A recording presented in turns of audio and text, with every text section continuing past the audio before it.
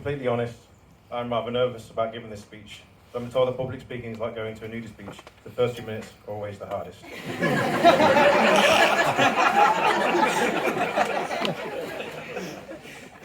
For those of you who don't know me, my name is Michael. Back in the day, believe it or not, I used to be known as the handsome one of the group. But year on year, I look more and more like a Picasso painting. I was also the one good with the ladies, but nowadays all I pull on muscles. And I was going to make an effort to get in shape for the wedding, but I realised that round is a shape.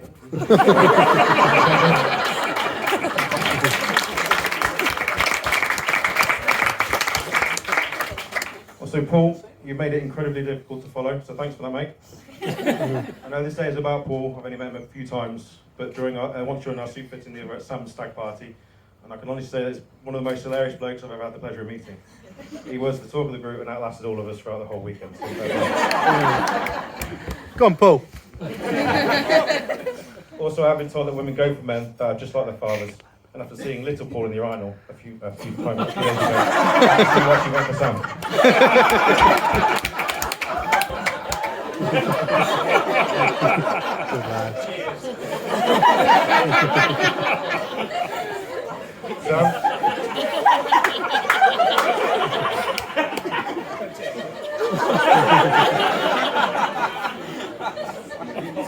Sam, thank you very much for your kind words. The bridesmaids, Sophie, Ellen, Jessica, the lovely flower girl, Alicia, you've done a wonderful job today, and you all look absolutely beautiful.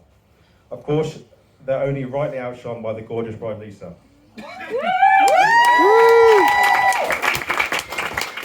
And gentlemen, I'm sure you will agree with me, today is a sad day for single men, as another beauty leaves the available list. And ladies, I'm sure you will agree with me that today has passed by without so much as a tear. Now, I have many stories which I'd like to tell you today about Sam, but most of them will also incriminate me. So I have to be careful what I say, so I'll leave most of the stories to Andy. Sam, for some reason, has asked me to refrain from discussing any past girlfriends, so sadly I'll be cutting the short speech by 3 seconds.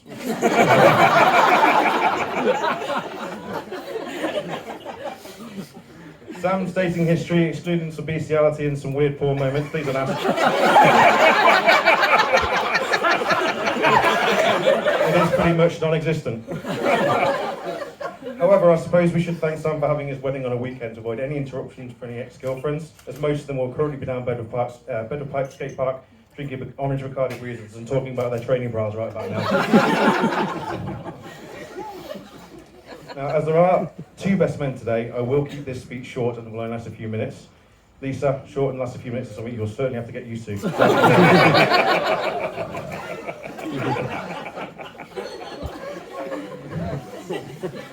So a little bit about how I met Sam. I moved to Sam's school in year 9, so I found it difficult to meet new friends, so I knew that I couldn't be particularly picky. That's when Sam was dressed as a gothic type skater dude with flary black trousers, deep purple hair and a pink Teletubbies backpack. And I thought to myself, what a muppet. However, it was my first day in a new school, so beggars can't be choosers. It's hard to think and imagine that 20 years later, I'm his best man at his wedding. Hey.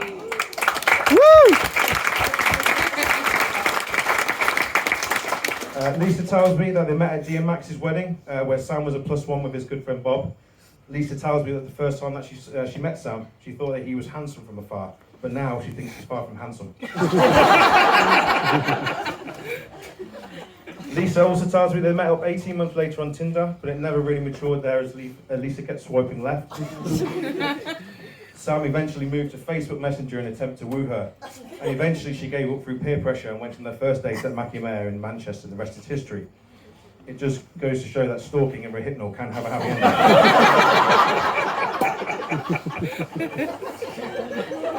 ending. Lad. Now, unfortunately, due to COVID, I've not had the pleasure of getting to know Lisa quite as well as I would have hoped, but straight away I knew she was a keeper, and one thing was for sure, she is way too good for Sam.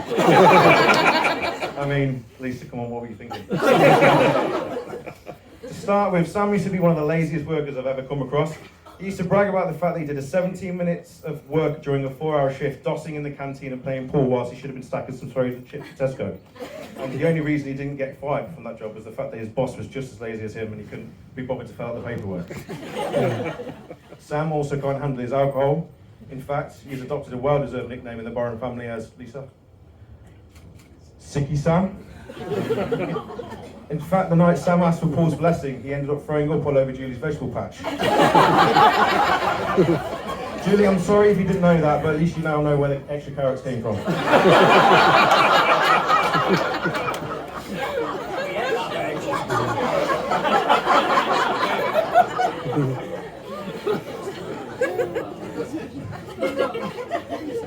Now, some people might know Sam as the Thai boxing hard man. But if truth be told, some of you might not know Sam. He used to be a bit short, a bit chunky, and was very open and honest about the time he used to cry every time he relieved himself, as he would feel sad that his sperm would only be going into his special sock, which he hid under his bed.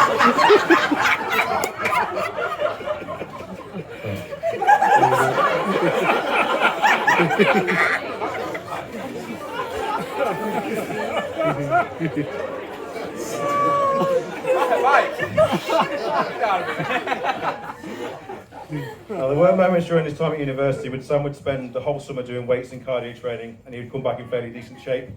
What was funny about this is that his ego was also inflated. He used to walk around the nightclub thinking he was Russell Brand, although newfound biceps and a shaved chest didn't help him flirt. The very best highlights of my night were usually to watch Sam crash and burn in the attempt to dance with the most beautiful girls in the club, which usually ended up looking like the Danny DeVito stripper from Friends. It never went well, did it, Sam?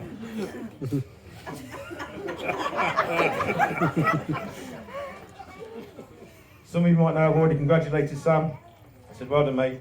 You'll always look back at this weekend as the happiest and best thing you've ever done, which are fitting words, I thought, at the end of a fantastic stag weekend in Brighton. It was 3 weeks ago, my memory is a little foggy, but a big thank you to all the guys that attended. And as far as the stag weekend went, Lisa, I can assure you that Sam's conscience is clean. However, I can't say that about the majority of the lads' boxer shorts. There are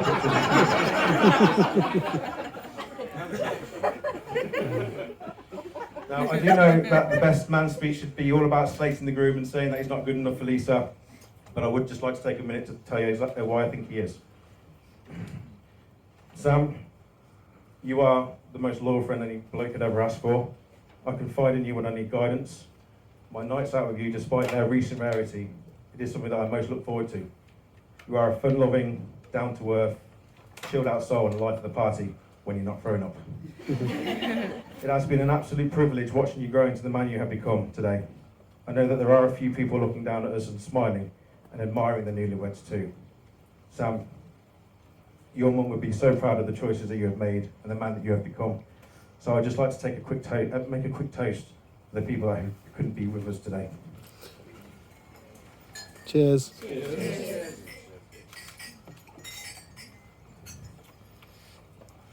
When growing up with Sam, I always said that he would probably end up with someone absolutely magnificent. Lisa, now that you are officially Mrs. Curzons, I can emphatically remove the word probably from that sentence. For those of you who know Sam, marriage was never really something he used to envision in his lifetime, but I always said that when the right woman comes along, your mind will be changed. And Lisa, what an amazing woman you are. Woo!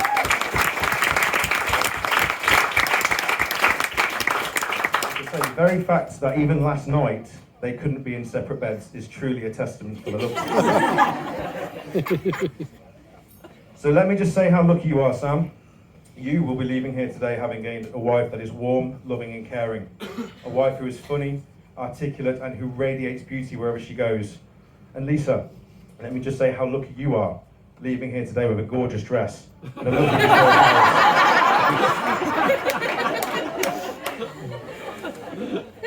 So a few quick words of wisdom.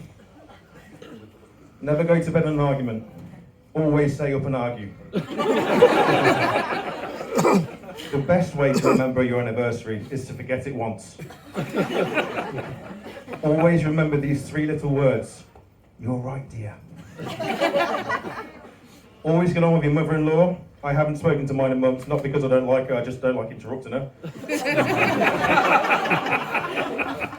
And lastly, for everyone in the audience, please turn and face each other, your partners. I want you to stare in each other's eyes. Take a good look. Now, statistics suggest that you are now staring into the eyes of the person who is most likely to murder you. So the moral of the story is, don't annoy a woman. On a serious note, we all wish you the best of luck in your future endeavours. You're a fantastic, unique and perfectly matched couple, and we hope you live a healthy and happy life together. Both myself and my wife Lucy look forward to having some incredible times with you both. So without further ado, these are Rachel glasses to Sam and to Lisa. Sam and Lisa. Woo. Well done, Mikey. Welcome to the stage, the other best man, Andy. Woo.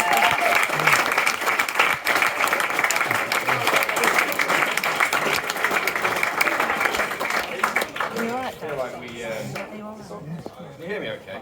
Yeah. I feel like we coordinated with the 18 and the PG version there, so we're stop covering some ears now. I've just got to get through the next 5 minutes without crying, and we should, well, we'll see if that happens. Thanks for the introduction, Mike. I'm not sure really how I'm going to follow that, to be completely honest with you. But good afternoon, ladies and gentlemen. I can see some hungry faces in the audience today. I'd like to reassure you all that actually my speech is a little bit shorter than Mike's. My other half has always promised me that size doesn't matter, so Yay! fingers crossed it's quality over quantity. Hey! What a fantastic occasion though. A stunning venue, almost as beautiful as the new Mrs. Curzons. Woo! It's a massive well done to Lisa for all of today. She's obviously called all the shots here. I mean, Sam is so indecisive. He's got two best men. I should introduce myself as well. My name is Andy. I've known Sam since I was 19. We met at university, and thanks very much to Mike for bringing it up. My shorts did not survive the stag do. Hey! Pissy pants. I should probably also introduce some of you to Sam. Not the fancy polished version you see today, but the real Sam. So I've made a list of some things that you might want to know about. Sam is from Coventry. Way! Johnson! His favourite film is The Notebook. Hey! Sam went to Camp America. Sam is shorter than he will tell you that he is. By some way. He's not unfamiliar with the condition piles. Hey! I've never heard of it.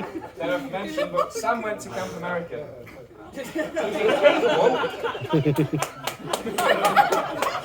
He's incapable of pronouncing the words boxes and boxers any differently. You cannot hear a difference between those two words. So, did he tell you that he's been to Camp America? It's not, I guarantee by the end of tonight, he will have told you. Without doubt. Sam loves nothing more than relaxing with a glass of wine and listening to love songs. So we've got where he's from, what he's into. Oh, his favourite TV show. His favourite TV show is Babe Station. Hey! Good lad. His favourite TV show is Top Gear. I promise I wouldn't talk about the Babe Station. Feel free to ask him about that later. That's up to you guys. Sorry, mate. Mike's already talked you through the early years. His terrible dress sense, his awful work ethic, and his inability to chat with girls. I mean, there's not really much more you need to know with the list, and that's Sam in a nutshell. If we're being honest, how we got to the guy that he is today is beyond me. I mean, Sally, I've got a couple of COVID swabs in the car. We see if we can get a DNA test on it. It's still related to this guy, because I don't think it's the same one. Sam obviously gave the same instructions to Mike and I. Don't talk about past exploits, don't talk about other women and things. And obviously he's gotten us mixed up with, I don't know, government politicians, because no one else would stand up in front of an audience this size and tell lies that big. Talking of politics though, when I first met Sam, he was a second year politics student. He was angry at the world, wanted a better place, you know, motivated to make a difference. Not now. Then you started earning a decent wage, you got into fancy wine and fancy cars, paying off babe station bills. Now let's just say those priorities, well, they took a bit of a backseat. But the change didn't stop there. Back then, Sam was a proud singleton. He was committed to never settling down or having a family, you know. He actually swore to me that by 25, he would have had a vasectomy. Cut to today. Excuse the choice of language there. He's a devoted uncle. He's thinking about a family of his own. And the most bizarre thing of all is he's sending the lads' WhatsApp groups photos of his kitten. Stag do, telling us how much he misses him. Lisa, it's fair to say that you made a man of him, and I'm just glad you weren't around for the earlier years. I guarantee you would have just been swiping left again. Mike's filled you all in on how much fun the stag do was, but it wouldn't be right for a fellow best man not to talk about it. In fact, Sam spent most of the stag do dancing and singing into a plastic microphone he found on the floor of a bar. He's always been into music though. Back in the day, his music taste was all pretty much exclusively drum and bass. Most weekends you'd find him at a rave somewhere, dancing around with his top off, somewhere near the front, sweating and not caring the world, just dancing away to that music. In fact, he had his top off so often that these days, if he had his time over, he'd pretty much probably have an OnlyFans account. Hey. If you sat next to someone that laughed at the OnlyFans joke there, you've just located your nearest pervert.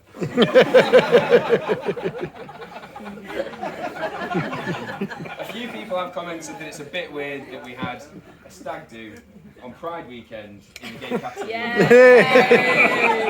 I'll just take you back 5 minutes to Mike's speech and the purple haired Teletubby backpack wearing guy. Was it really that surprising? I don't think so. But in all seriousness, the stag do was a fantastic event and it was a testament to how well loved you are, Sam. To all the stag attendees, I'll hopefully see you at the bar later and we'll have a shot in toast of Maggie Mays. Way! Hopefully Paul's still buying. Way! Paul! Obviously I can't leave you all today though without talking about happy couple. They're one of the most perfect couples you could ever hope to meet. This is the bit of not crying. Granted, Lisa is doing all the heavy lifting on the word perfect there, but Sam plays his part too. I've watched them grow and build a life together with nothing but admiration. She doesn't even mind when he farts next to her on the sofa. I don't know if that's love, it's something, it's disgusting. In all seriousness though, my other half and I have commented that you guys really are couple goals. I'm honoured just to know you. To be a part of your day today means more to me than I can put into words. Wow. Thank you. Woo! And I hope I've done you proud. I wish you every happiness in the world and then some. And I've made a note here that if that didn't make you cry, you're a prick and never call me again. I know that Mike's giving him all the advice about the best wedding. I don't intend to offer anything on that. I'm not married, I have no idea. But there's a quote, Sam, from your favourite film that I think sums you guys up perfectly. So I leave you with the wise words of Mr. Ryan Gosling, star of Notebook. The best love is the kind that keeps... Sorry, I've messed it up already. I'm reading it as well. The best love is the kind that awakens the soul and makes us reach for more, that plants a fire in our hearts and brings peace to our minds. Or in other words, keep getting pissed together and dancing in the front room, and you'll do all right. Lastly, before I hand over to our Master of Ceremonies, I feel like I just propose one more toast. So, you always pass to the new Mr. and Mrs. Curzons, Sam and Lisa. Sam and Lisa! Woo!